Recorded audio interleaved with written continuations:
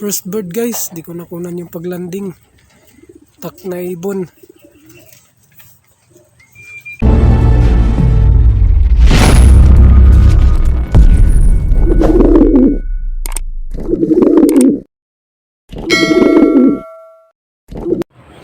Yo! Magandang umaga mga kaninja at mga kalapatids. Shinobi Pigeon TV nagbabalik ulit. For today's video ay araw na naman ng linggo at 7 lap na ng Honda XRM South Fan Race 7 laps. Magkakaalaman na dito guys kung sino talaga ang magtatamasa at mananalo ng Honda XRM. At syempre meron din silang mountain bike, C30 Android phone. Dalawa yun. Kaya abang-abang tayo. Guys, ang 1-2 speed dito kay Edsel ay nasa 9:39. Binitawan ng mga ibon ng 6:15 AM. At mag-aabang din tayo sa first lap ng sa TAC na club. Bali, ito na yung South Derby race nila. First lap ay Habunga, Surigao del Norte. Kaya let's go guys, abang-abang tayo. So guys, ito yung panahon natin, oh. Putok na yung araw, mataas na. Maliwalas ang panahon natin. Magandang ating panahon ngayon. Ang oras natin ngayon ay mag-aalas 9. Kaya matagal-tagal pa ang antayan natin sa 1-2 speed. Samantala guys, ito pala yung breeder ko na hiniram kay Edsel.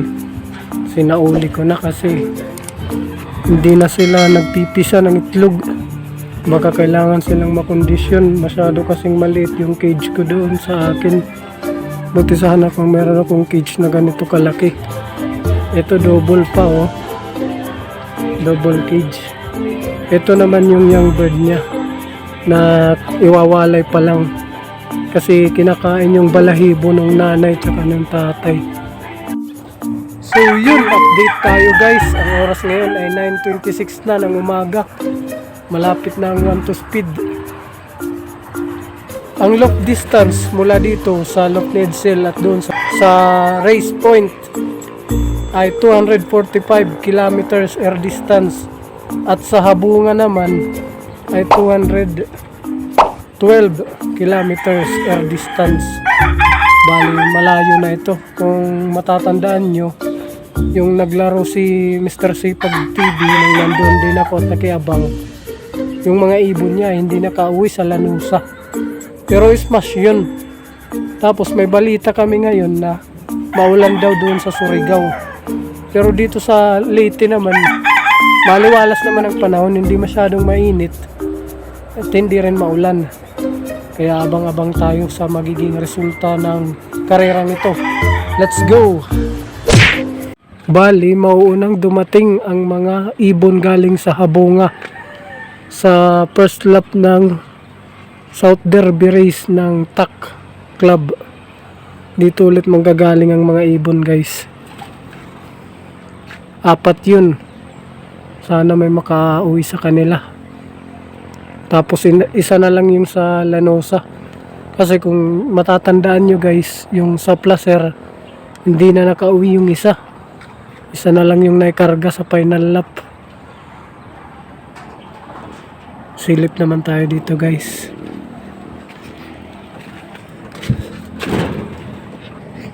Oh. Ayan, may itlog na, may nangitlog na pala sa mga flyer. Baka ito yung pares nung nung kinarga sa TAC o sa Pipipsi Lanosa. A few moments later. First bird guys, di ko nakunan yung paglanding. TAC na ibon.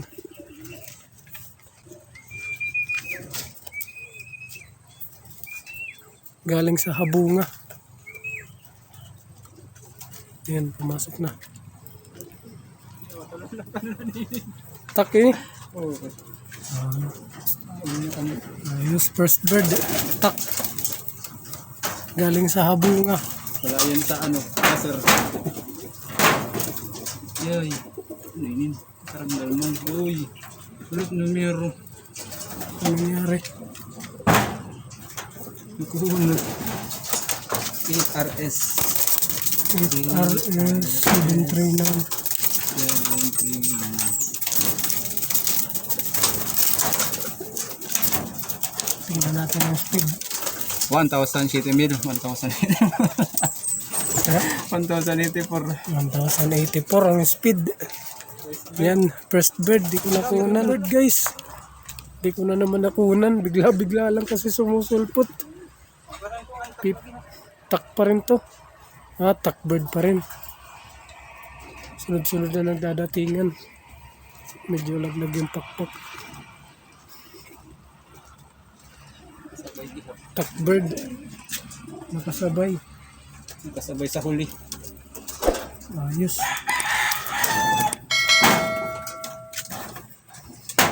Hindi po ba magkaroon ng speaker? Parurumba. Mahirap na kuskusin yung sticker. 2GL. 2GL 834. 834. Speed, tignan natin. 1,000 pa. Hindi na. 1,050 pa. 1,000. 1,050. 1,050. Winner kita ito. 150. 1,050 pa guys. Ayos. Maganda yung pawian ngayon. Sunod-sunod dumadating. Meron pang 3. 2 sa tak. 1 sa pipipsi. So ayan guys. May 2 na kaming ibon. Nang galing sa habunga ng tak. First lap South Derberries. Ayan. Napakainit na dito guys. Alas 10 ng umaga. Alas 10:06 ng umaga. Mainit. 2 hours later. So yun guys. Wala pa yung ibon na 3. Bali uuwi na ako kasi mainit na. Kailangan ko din magpahinga kasi sinisipon tayo at inuubo.